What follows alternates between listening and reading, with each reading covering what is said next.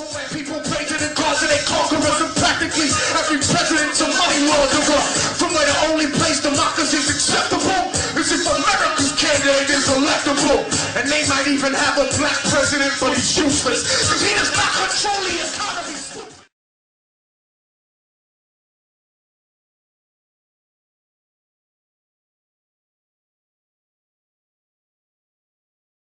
You know, you'll see people from Ireland being enslaved by the British and being used and destroyed and having their culture completely taken over and having them beaten down as a society, having paramilitary death squads come in there. That's what happened in Central America.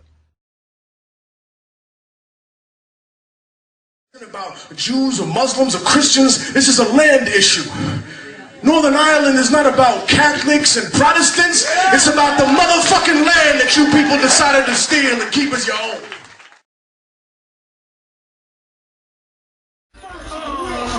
Reverse age commercial, death equals silence, anarchist, violent, reactionary, violent, curse music out of a red violin. Only Republicans I fuck with live in Northern Ireland.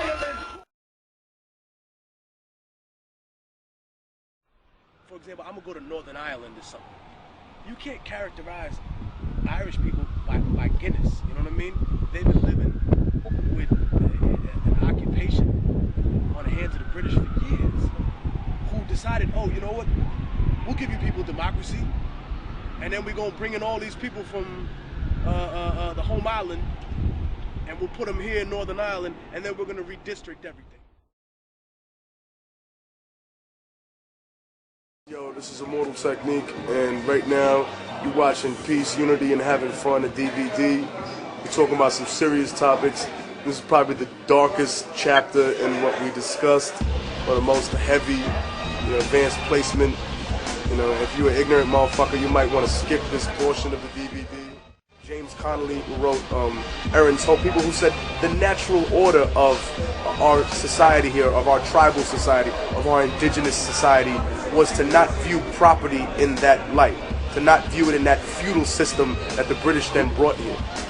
And that's what we understood in Latin America. Our indigenous people had a primitive type of communism. It's not to say that Marx existed in a spiritual form in the 1500s. No, it's to say that Karl Marx isn't the father of communism. He didn't invent the idea of sharing. White people from Europe didn't come to the darkest part of Africa and Latin America and teach us poor, ignorant people the idea of sharing with one another. No, I'm sorry, As a matter of fact, we taught you guys that, and we gave you the potato, so you owe us a lot. How about that?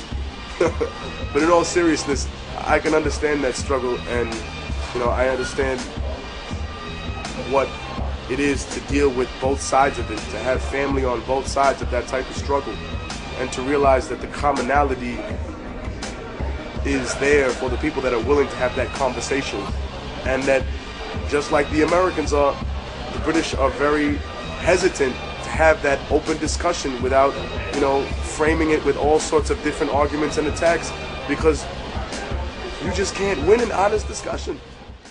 De verdad ha empezado, peleando, liberando los pueblos encarcelados, golpe de estado y seremos independientes. Es hora de revolución, nuevamente.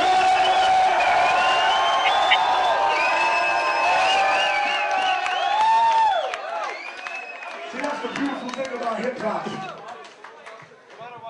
I was speaking another language that 90% of the people in this room don't speak, and yet you still felt the energy. You still felt the motherfucking spirit in your fucking heart. Just like this is the first time I've ever been to Ireland. I read a lot about what went on here, but that doesn't mean that I've experienced it myself. And yet the first time that I'm here, I can feel the struggle, I can feel the energy, I can feel the heart of the people here.